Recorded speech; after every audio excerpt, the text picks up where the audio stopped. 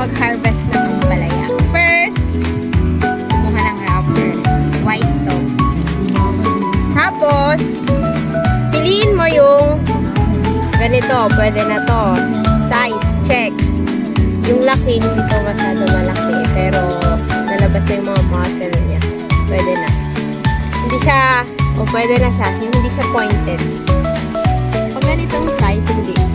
Pwede. Ito. Ilan mo? Ganitong size. Pwede. Ito yung perfect. Ilan mo?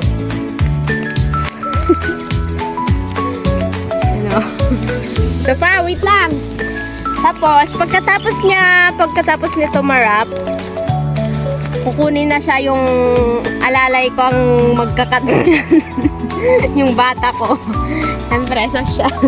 Yan. Nakikita nyo? Kita mo yung basket.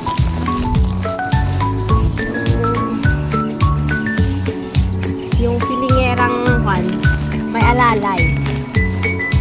Taga-harvest. Taga-cut. Ikakat mo siya ng 3 fingers. Ganito.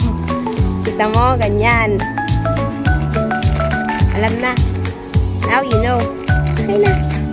Bye-bye na.